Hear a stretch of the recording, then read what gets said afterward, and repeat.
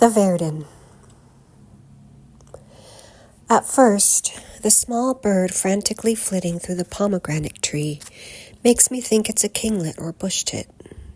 The tree is outside the large picture window of my Airbnb. I catch a hint of a pale, rotund body as the bird jumps from branch to branch, finally emerging from the thicket to land above a round, red husk.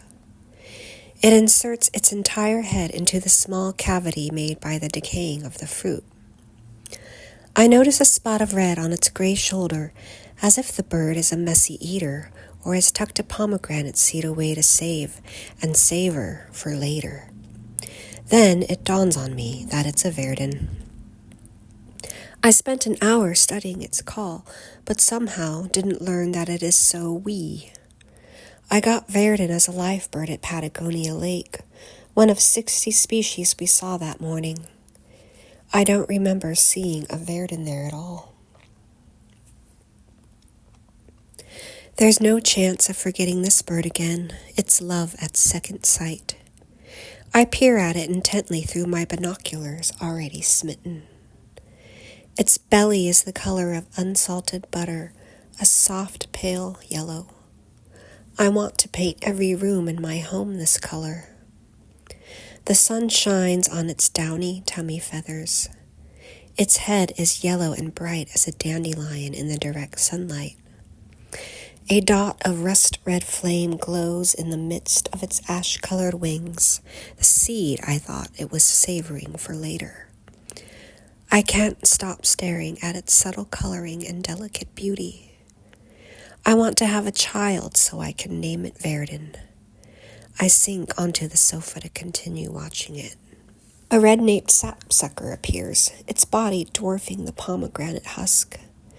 It's a real stunner with its brilliant red cap, neck, and nape, and striking black and white body feathers. It taps its beak steadily against the leathery shell, fixated on what lies beneath. I turn my attention back to the Verdin, paying sappy little mind. I only have eyes for the Verdin. No other bird will do. Verdin, I say out loud, although I know it cannot hear me, let alone understand. I adore you. I watch as it extracts a single seed glowing with sweet, tart juice. It sets it down on the branch, holding it place with its foot and begins to feast, pecking at the delicate ruby seed with its sharp black beak. Bite after bite, it takes what seems like forever to consume an entire seed. A misogynist would say it has a lady's appetite. Its beak glistens with the literal fruit of its labor. I can almost taste the tartness in my own mouth. Does the bird have taste buds that can differentiate sweet and sour? Is its palate fine enough to find one seed more delectable than the next? Can its mind take note of a particularly delicious seed and hope for the same amount of sweetness from the next?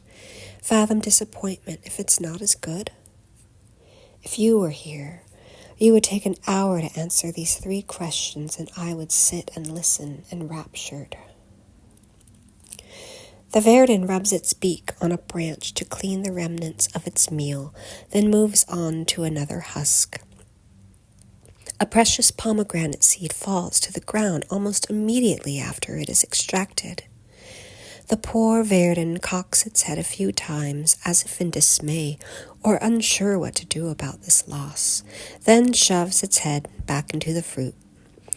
The Verdin must not abide by the 3-second rule.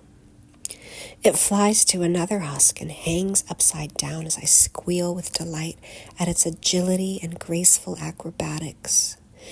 There is something about the way this bird moves that is especially pleasurable to watch.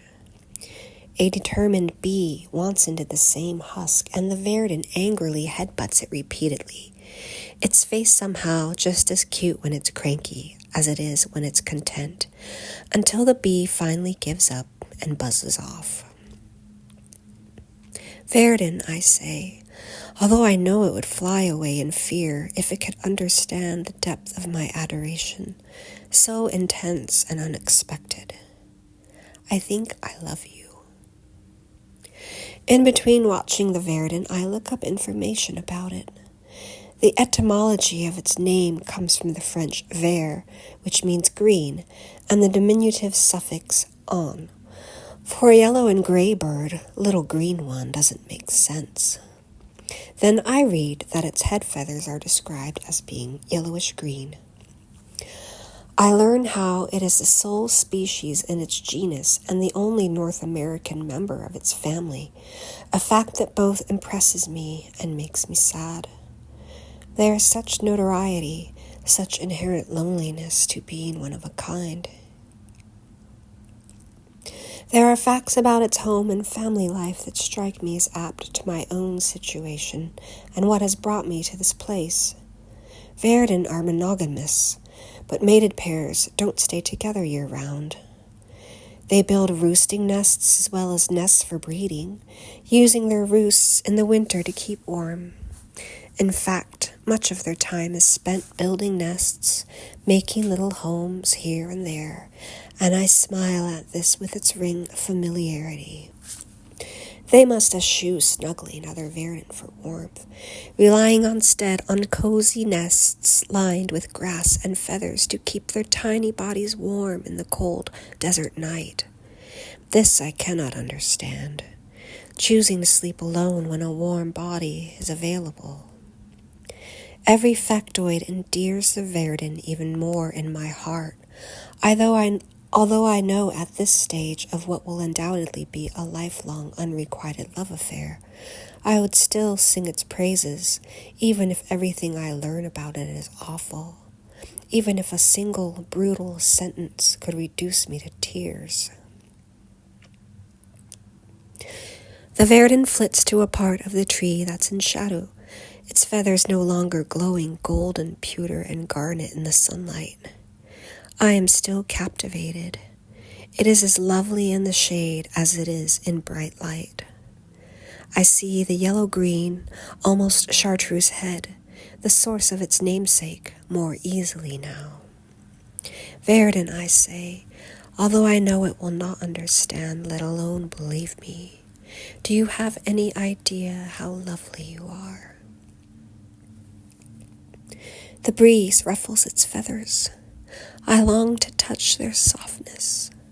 I want to make a roost of my hands and feel the bird's rapid heartbeat and wings fluttering against my fingers, even when I know the bird would suffer for it. I've never held a bird. I wonder how many birds you have held in your life, how many you have banded, how many you were reluctant to let go, so enthralled by the feel of their tiny, trembling bodies in your strong, steady hands. How many you felt the grievous injury of their flying away. Verdin, I say, where do you go to sleep in the night? Will you make your way back to me? Will you remember the sustenance and sweetness you found here in abundance? Or will I never see you again? It is Saturday and only one of 4 weekdays left on an itinerary with a dozen places left to visit, spanning a geographic range of hundreds of miles. There are birds I've never seen before in places I haven't been yet. There is the constant pressure to make the most of this time, to see more, do more, bird more. My right hand aches from holding the bins as I contemplate what to do. I could drive to Lake Cochise to see countless sedges of sandhill cranes flying across the sky at sunset as they return to roost, carried by their unwavering belief that there is safety in numbers. I could travel a different route than the one we took to Madeira Canyon, due west as the raven flies, on the Greaterville Road, described in a guidebook as perilous, an adjective with much appeal. I could go back to the San Pedro riparian area, where the gallery forest rose from the flat desert landscape like something planted by magical beings straight out of a fairy tale. Lie on a blanket in the dry river bank and stare up at the canopy of cottonwood trees and conjure my own fables. I could go back to the Chiricahuas, drive 8,000 feet to that viewpoint, bundle up in base layers in my Pendleton blanket and contemplate never coming down, letting the calls of the northern pygmy owls assuage my fear of sleeping alone. I imagine you saying, if this was your last day on Earth, how would you spend it? It is this thought, the sound of your gravelly voice in my head asking the question gravely, that compels me to rise. I know exactly where to go if this day were my last. In the kitchen, I forego the percolator and make coffee using the pour-over method, precisely measuring the ratio of beans to water heated to the ideal temperature. I take my time building a fire in the wood-burning stove so it won't need coddling or to be stoked for a while. When the coffee is done and the fire is blazing, I wrap the quilt around my body, holding the fox mug between my hands, taking long, deliberate sips, alternating between watching the Verdin and the flames. I have no desire to leave this place where we roosted together for a little while. I have no desire to leave the Verdin. My mind clears, my body relaxes. The thought of a last day on Earth surprisingly comforting, unburdened from worry about an uncertain future. Verdin, I say, although I know it is incapable of ever understanding, let alone reciprocating the ardency of my affection. If this is our last day together, I want you to know I will never love any bird quite like I love you.